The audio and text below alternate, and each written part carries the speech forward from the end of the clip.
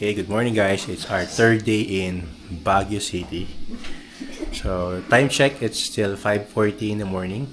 So, punta kami ni Wench sa palengke. We'll check on yung mga produce na pwede namin bilhin para may uwi sa Maynila. And siguro by 10 a.m. we'll be going to SM to prepare for our bus travel going back to PITX. See you later!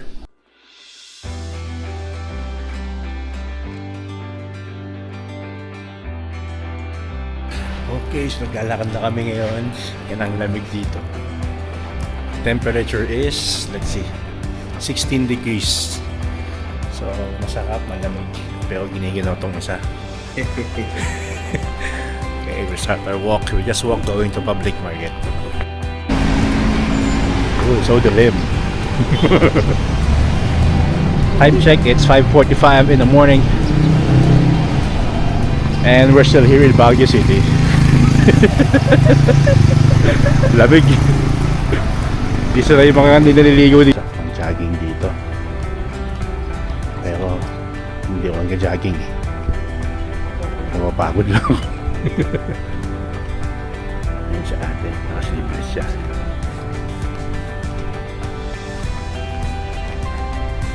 Here's my wife Wednesday.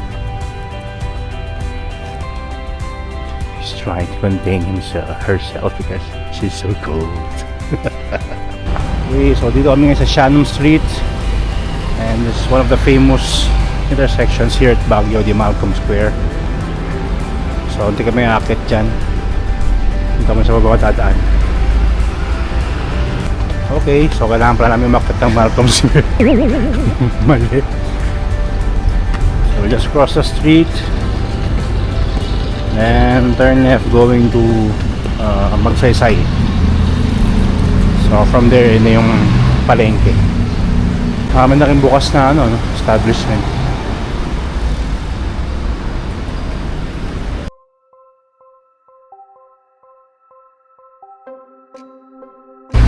Okay, this is also one of the famous overpass ang Magsaysay pedestrian bridge.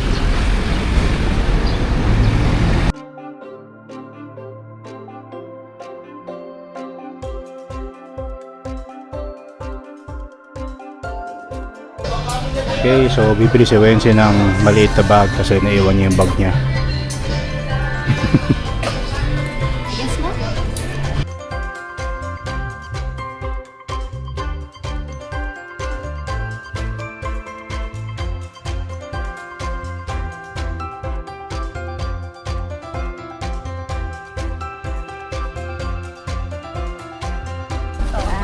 Kala ko dalawa. Ito na lang, 172, 170. Pag dalawa. Okay. Ano ba pipiliin mo? Ate, pala ito suyo. Ito, 300.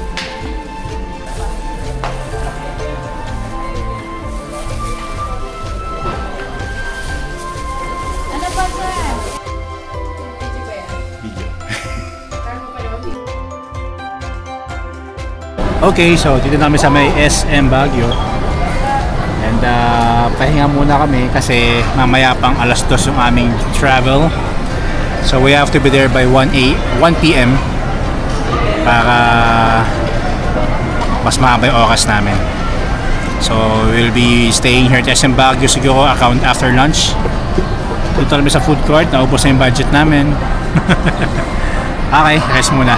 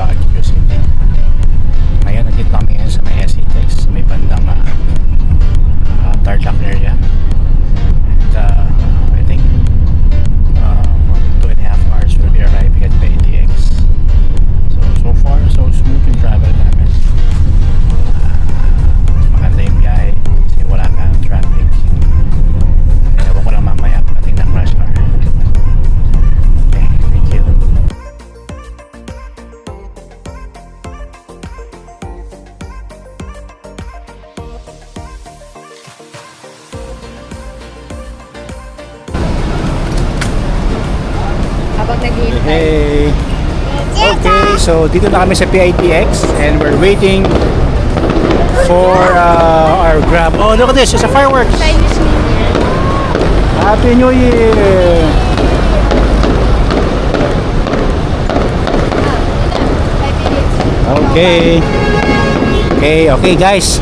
See you later. Okay, so dito kami ngayon sa Grab and we're going home na to Paranaque. Kita ba ako? Madilim eh. Masaya naman kami. Happy ang mga kids. At may nangyari pang napakagandang senaryo kanina sa bus. Si Lian ay nagkalat ng blessings. Okay, see you later guys. So, nakauwi na kami dito sa bahay after a grueling 7 hours of transport and travel from Baguio to PITX and from PITX to dito sa bahay namin. So overall, we have a very fun and happy yung aming travel sa Baguio City. First time ni Rain at Rian, definitely will not be the last. So masaya din si Wency kasi nabili niya yung mga pangarap niyang cream puffs. Meron din siyang binili ng ubi jam. And meron din siyang binili ng mga strawberry jam, lengua at mga crinkles. So yun talaga yung pinunta niya sa Baguio. And happy din si Rain at si Rian. Natupad din kanilang pangarap na makapag strawberry picking at makasakay ng mga horse. Kasi wala daw yun sa Tagaytay. So, ngayon, we will rest. And walang pasok bukas. It's Chinese New Year. So, advance Gong Chi Fat Chai sa aking mga Chinese friends and Chinese family. Again, thank you po. And we're happy. We're back here at home safe and sound. God bless us all.